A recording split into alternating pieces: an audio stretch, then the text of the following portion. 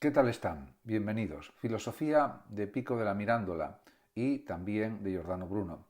Empezando por Pico de la Mirandola, decir que nació en 1463 y murió en 1494. Es un símbolo del humanismo renacentista. Fue filósofo, políglota y erudito. Pico es conocido principalmente por su obra Discurso sobre la dignidad del hombre, un texto que ha sido llamado el Manifiesto del Renacimiento. Su filosofía es una síntesis audaz de diversas tradiciones intelectuales que van desde el cristianismo hasta el neoplatonismo, la cábala judía, el aristotelismo y el pensamiento islámico. En sus escritos, en sus obras, Pico promovió una visión optimista de la humanidad y del potencial humano, defendiendo especialmente la libertad, la capacidad de autotrascendencia y la búsqueda de la verdad universal. En ese sentido, es un humanista en toda regla. En cuanto al contexto histórico e intelectual de Pico de la Mirandola, decir que vivió durante el Renacimiento italiano, un periodo marcado por un descubrimiento o redescubrimiento de los textos clásicos y un interés renovado en el potencial humano.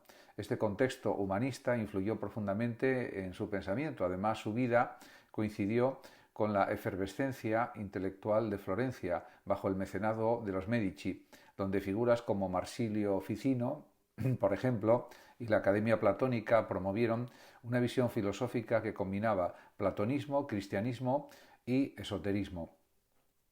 En este sentido, también hay que decir que la filosofía de Pico refleja el espíritu del Renacimiento, o lo que es lo mismo, una búsqueda del conocimiento total y una confianza en la capacidad del ser humano para alcanzar la verdad. A través de su vasto estudio de lenguas y tradiciones culturales, Pico buscó reconciliar las diferencias entre los sistemas de pensamiento y también destacó la unidad subyacente de todas las creencias. Además, hay que señalar que escribió distintas obras y realmente podemos decir que su obra más conocida, más famosa, es Discurso sobre la dignidad del hombre. Este discurso, pues lo que plantea, o Oratio de hominis dignitate, es el texto, como ya dije, más célebre de Pico y es considerado una de las piezas fundamentales del humanismo renacentista. Este discurso fue escrito en 1486 como introducción a sus 900 tesis, una colección de proposiciones filosóficas y teológicas que abarcaban tradiciones como el neoplatonismo, la escolástica, la cábala y también los planteamientos del Islam, los planteamientos musulmanes. En cuanto a las ideas principales, son, en primer lugar, la dignidad humana, ya que Pico sostiene de forma muy convencida que la dignidad del ser humano radica en su libertad y en su capacidad para precisamente determinar su propio destino. A diferencia de otros seres que están limitados por su naturaleza, el ser humano es indefinido, podemos decir, y tiene el poder de elevarse a niveles divinos o degradarse a niveles inferiores. O en palabras del propio Pico, dice lo siguiente: te coloqué en el centro del mundo para que puedas observarlo todo a tu alrededor, no te hice ni celestial ni terrenal, ni mortal ni inmortal, para que como el escultor de ti mismo puedas moldearte en la forma que prefieras. Además, también se percibe en esta obra una búsqueda del conocimiento. Pico ve al ser humano como un buscador de la verdad, capaz de trascender sus limitaciones a través de la razón, de la fe y también de la contemplación teórica. Aboga por el estudio de todas las tradiciones filosóficas y religiosas también, argumentando que todas contienen fragmentos de la verdad divina. Además, también insiste en la importancia de la unión de la filosofía y la religión. Para Pico no hay contradicción entre la filosofía y lo trascendente o lo religioso, ya que ambos son caminos hacia la misma verdad universal. Propone además una filosofía perenne que integre la enseñanza de Platón, Aristóteles, los escolásticos y también las tradiciones esotéricas. En cuanto a la perfección humana, Pico enfatiza que el objetivo del ser humano es alcanzar la perfección, tanto intelectual como espiritual, y esto, a su juicio, se logra mediante el ejercicio de las virtudes, el estudio de la filosofía y la contemplación de lo divino. En las 900 tesis, pues el propio Pico de la Mirándola pues, establece una serie de conclusiones filosóficas y también cabalísticas y teológicas que son una especie de recopilación monumental de proposiciones filosóficas y de orden teológico también. que Pico preparó para un debate público en Roma en 1486. Estas tesis reflejan además su vasto conocimiento y su ambición de reconciliar todas las tradiciones intelectuales en una síntesis realmente unificada. En cuanto a los temas clave de estas 900 tesis, son los siguientes. En primer lugar, podemos hablar de un universalismo filosófico, ya que Pico argumenta que todas las tradiciones, desde el platonismo y el aristotelismo hasta la cábala judía y el sufismo islámico, comparten verdades fundamentales que pueden ser armonizadas entre sí. También insiste en que el estudio comparativo de estas tradiciones enriquece muy claramente nuestra comprensión de la verdad. Además, también señala que la cábala cristiana pues fue esencial, ya que fue uno de los primeros cristianos en estudiar y aplicar la cábala judía a su filosofía. Pico creía que la cábala contenía verdades místicas que complementaban y completaban y profundizaban también la teología cristiana. Utilizó conceptos cabalísticos como las sefirot, emanaciones divinas, para reinterpretar doctrinas cristianas como la Trinidad y la Encarnación. En cuanto a la relación entre filosofía y teología, Pico subrayó que la filosofía y la teología no son opuestas, sino complementarias.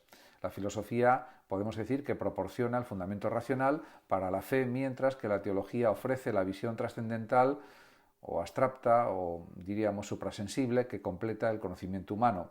En cuanto al microcosmos humano, Pico retoma la idea neoplatónica del ser humano como un microcosmos que refleja la totalidad del universo. En este sentido, el ser humano es un puente entre lo terrenal y lo divino. Además, también hay que decir que la recepción de las tesis de Pico fue considerable, aunque Pico presentó sus tesis como un intento de armonizar las tradiciones intelectuales, algunas fueron consideradas heréticas por la Iglesia, en particular sus afirmaciones sobre la cábala y la relación entre la filosofía y la teología, ya que generaron una gran controversia. El Papa Inocencio VIII ordenó suspender el debate y Pico fue acusado de herejía. Más tarde, sin embargo, fue absuelto gracias a la intervención de figuras influyentes como, por ejemplo, Lorenzo de Medici, y, por otra parte, también escribió otras obras como Heptaplus. En esta obra Pico ofrece también una interpretación alegórica y cabalística de los primeros capítulos del Génesis. Heptaplus muestra su interés por la exégesis o la interpretación bíblica y su habilidad para combinar filosofía, misticismo y teología. También hay que señalar elementos destacados en su producción filosófica, ya que Pico utiliza la cábala especialmente para interpretar el Génesis como un modelo simbólico del universo y desarrolla una visión o una interpretación cosmológica en la que el universo es una manifestación de la sabiduría divina. Otros escritos de Pico son, por ejemplo, ensayos y tratados sobre filosofía, ética y religión. En todos ellos se observa un enfoque universalista y su intento de reconciliar las diferentes corrientes de pensamiento o corrientes filosóficas. La filosofía de Pico de la Mirándola puede considerarse que es un pensamiento que reafirma la libertad y el potencial humano, y el tema central de la filosofía de Pico es precisamente la libertad humana. Para él, la grandeza del ser humano reside en su capacidad para elegir su propio destino, y esta libertad además permite al hombre ascender también a la virtud y a lo divino y a la sabiduría, y descender a lo bestial si se abandona a los vicios. Por lo tanto, lo mejor es dedicarse a la virtud para llegar a lo divino. En cuanto a la unidad de la verdad, se puede decir que Pico creía en la existencia de una filosofía perenne, una verdad universal que subyace en todas las tradiciones filosóficas y religiosas, y este universalismo lo llevó a estudiar textos griegos, latinos, hebreos y árabes, y a buscar también puntos de coincidencia o de convergencia entre ellos. En este sentido, se puede decir que la jerarquía también del ser para Pico, siguiendo la tradición neoplatónica, pues es una visión jerárquica con Dios como el bien supremo en la cima, y el ser humano está situado en el centro de esta jerarquía y tiene el poder de ascender hacia lo divino mediante precisamente la contemplación y la virtud, o mediante el conocimiento y la bondad, podríamos decir también. En cuanto a la armonía entre razón y fe, desde la perspectiva de Pico, la perspectiva filosófica me refiero, la razón y la fe no están en conflicto, sino que son herramientas complementarias que se pueden armonizar para alcanzar la verdad. Este enfoque lo convierte también en un precursor en el diálogo entre filosofía y teología. En cuanto al impacto y legado de los escritos de las obras de Pico de la Mirandola, podemos decir que su influencia se extendió mucho más allá de su corta vida. Su pensamiento marcó el desarrollo del humanismo renacentista y tuvo un impacto muy duradero en la filosofía occidental. Figuras como Giordano Bruno, Marsilio Ficino y más tarde Baruch Spinoza se inspiraron en su universalismo y su enfoque místico también. Y en ese sentido su influencia ha perdurado a lo largo del tiempo. En la actualidad, además, el discurso sobre la dignidad del hombre sigue siendo leído y estudiado como una declaración fundamental del potencial humano y de la capacidad de superación y de autotrascendencia de la humanidad. Su filosofía, que celebra la diversidad y la unidad del conocimiento, además resuena en un mundo cada vez más globalizado y pluralista. A modo de conclusión, se puede afirmar también que Giovanni Pico de la Mirandola fue un verdadero hombre del Renacimiento, comprometido además con la exploración del conocimiento en todas sus formas. Su filosofía, basada en la libertad, la dignidad humana y la unidad de la verdad, refleja indudablemente los valores centrales del humanismo de su época y en ese sentido podemos decir que aunque su vida fue breve, su legado intelectual sigue inspirando a quienes buscan reconciliar las diferencias culturales y alcanzar una comprensión más profunda, más extensa, más amplia de la condición humana. En cuanto a la filosofía de Giordano Bruno, decir que nació en 1548 y murió en 1600, fue un filósofo, astrónomo, matemático, poeta y teólogo italiano, cuya obra marcó una transición crucial entre el pensamiento medieval y la modernidad. Su vida y su filosofía estuvieron profundamente marcadas por su defensa de ideas radicales para su tiempo, como la infinitud del universo, la pluralidad de los mundos habitados y una visión panteísta de la divinidad. Estas ideas no solo desafiaron la cosmovisión aristotélica y el dogma eclesiástico o religioso, sino que también lo llevaron a enfrentarse a la Inquisición, lo que culminó en su ejecución en la hoguera en el año 1600. Como se sabe, pues el pensamiento de Bruno puede entenderse como un puente, podemos decir, entre el Renacimiento y la Revolución Científica, integrando elementos de la filosofía natural, el humanismo renacentista, el hermetismo y también el misticismo. Podemos decir, por tanto, que diríamos, sus aportaciones son diversas en el campo de la filosofía, de la religión y, por supuesto, hay que analizar también su contexto histórico e intelectual para entender mejor su filosofía. Él perteneció al Renacimiento tardío. Bruno vivió en un periodo de grandes transformaciones culturales, políticas y científicas, y el Renacimiento tardío fue una época de redescubrimiento del pensamiento clásico, latino y griego, pero también de cuestionamiento, de discusión de las tradiciones heredadas. La Reforma protestante y la Contrarreforma católica fragmentaron Europa en términos religiosos, mientras que descubrimientos como el de Copérnico y exploraciones como la de América desafiaban las concepciones tradicionales del mundo. En este sentido, por supuesto, Giordano Bruno captó todos estos cambios, todas estas transformaciones del mundo, y la Iglesia Católica, que buscaba reafirmar su autoridad a través del Concilio de Trento, veía con sospecha cualquier desviación del dogma oficial. Este contexto de tensiones ideológicas fue el escenario en el que Bruno desarrolló su pensamiento. Además era un religioso, era un monje. En cuanto a las influencias filosóficas, pues cabe destacar el neoplatonismo y el hermetismo, ya que Bruno se inspiró en la tradición neoplatónica, particularmente en la idea de que el universo está animado por una inteligencia divina. Asimismo estuvo también influido por el hermetismo, una corriente esotérica basada en los textos atribuidos a Hermes Trismegisto, que proponían una visión mística y mágica del cosmos o del universo. También, por supuesto, afirmó Giordano Bruno el copernicanismo. Aunque Copérnico había propuesto su modelo heliocéntrico en 1543, Bruno fue más allá al sostener incluso que el universo no tiene un centro y que es infinito, en contradicción tanto con la cosmología tolemaica como con la de Copérnico. En cuanto a la filosofía escolástica y aristotélica, podemos decir que aunque inicialmente fue formado en el pensamiento, podemos decir, aristotélico, Bruno lo rechazó, cuestionando conceptos como los mundos finitos y las esferas celestes. En cuanto al humanismo renacentista, se puede afirmar que Bruno abrazó el ideal renacentista de la dignidad y la creatividad humanas, en la línea, por ejemplo, de Pico de la Mirandola, exaltando la capacidad del ser humano para comprender y participar en el orden cósmico o en el orden universal. En cuanto a las principales ideas filosóficas de Giordano Bruno, podemos destacar algunas de ellas, como por ejemplo que consideraba que era algo que existía el universo infinito y la pluralidad de los mundos. Uno de los aspectos más revolucionarios del pensamiento de Bruno precisamente es su concepción del universo como infinito.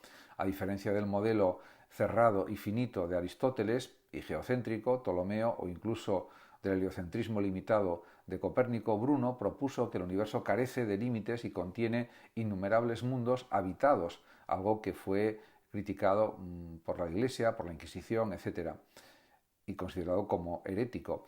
Elementos clave de Giordano Bruno, la infinitud del universo, ya que Bruno argumentó que dado que Dios es infinito, el universo como creación divina también debe ser infinito. No hay un centro del universo ni una jerarquía entre los cuerpos celestes, como pensaba por ejemplo Aristóteles, y existe una pluralidad de mundos. Según Bruno, las estrellas son soles similares al nuestro, algo en lo que acertó completamente, cada uno rodeado de sus propios planetas, algunos de los cuales podrían albergar vida, según Giordano Bruno.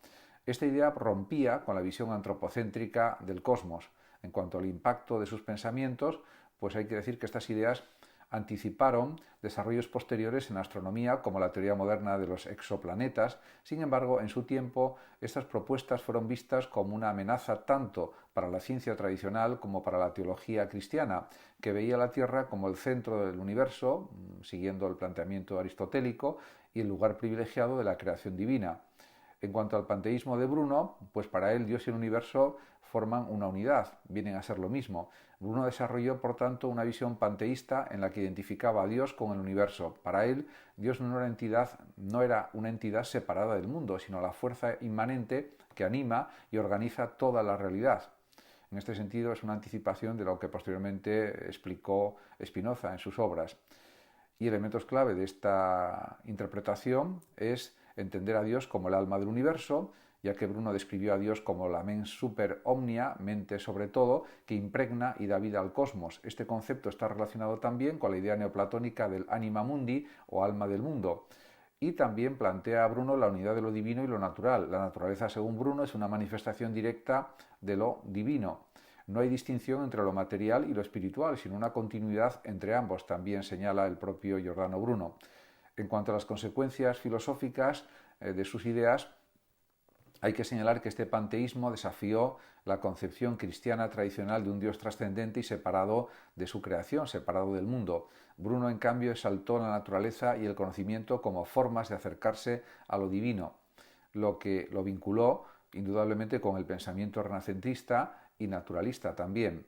Además, hay que señalar que para él el hombre y su lugar en el cosmos se puede explicitar diciendo que defiende una visión humanista en la que el ser humano, aunque no es el centro del universo, tiene un lugar especial como parte consciente de la creación infinita. Además, insiste en el gran valor de la libertad del individuo, ya que para Bruno el ser humano es libre de buscar su propio desarrollo intelectual y espiritual también. Y esta libertad para él es esencial con el fin de lograr la comprensión del universo y también de Dios o de lo divino.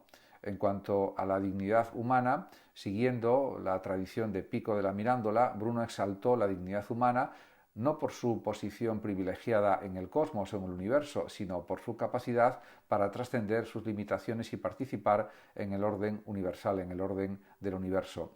En cuanto a la filosofía natural y la magia, pues hay que señalar que Bruno combinó su filosofía con un interés en la magia y en el hermetismo, que veía en realidad como formas de acceder a las leyes profundas del universo. En cuanto a la magia natural, pues lo que viene a decir Bruno es que considera que hay que tener una visión positiva de la magia como una disciplina basada en el conocimiento de las fuerzas naturales y también de su uso para armonizarse con el cosmos. Además, también considera que hay una correspondencia entre macrocosmos y microcosmos. Y en ese sentido, en línea con la tradición hermética, Bruno creía en la correspondencia entre el universo, macrocosmos, y el ser humano, que sería o que es el microcosmos. Conocer esta correspondencia era fundamental o era esencial para comprender la estructura del cosmos. El arte de la memoria fue otra cuestión que trató y desarrolló el propio Bruno, ya que tenía un interés particular en la mnemotecnia o arte de la memoria, que consideraba no sólo como una técnica práctica, sino también como un método para organizar el conocimiento, organizar los conocimientos y acceder a las verdades universales, a las verdades cósmicas. En cuanto a las obras principales de Giordano Bruno, podemos señalar Del infinito, universo y mundo, de 1584. En este diálogo, por ejemplo, Bruno presenta su visión del universo infinito y la pluralidad de mundos.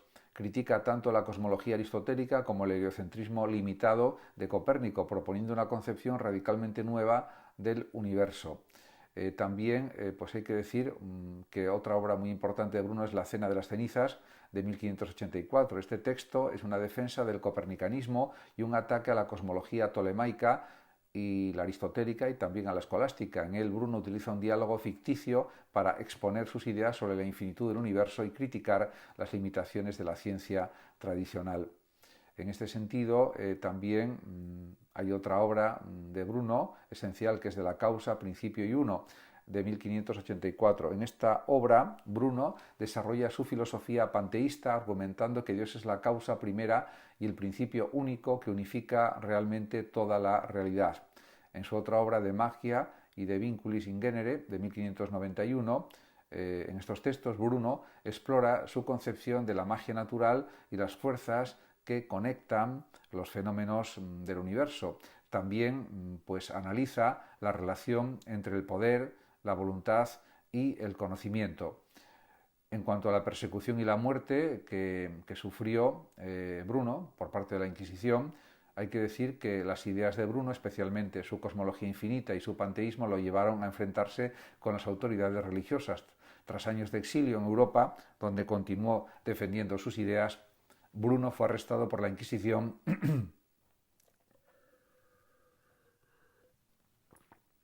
en Venecia en el año 1592. Fue trasladado a Roma, donde pasó 7 años encarcelado y siendo juzgado por herejía.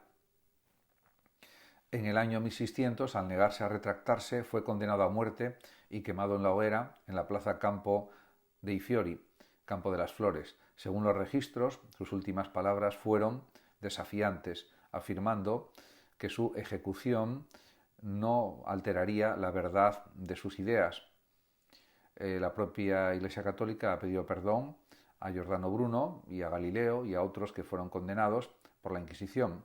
En cuanto a su legado e impacto, aunque su vida terminó trágicamente, el pensamiento de Bruno dejó una profunda huella en la filosofía, la ciencia y la literatura. Su concepción del universo infinito anticipó las ideas de la cosmología moderna y su panteísmo influyó en filósofos como Spinoza y Goethe. En ese sentido, podemos decir que su contribución a la filosofía y la teología ha sido extraordinaria.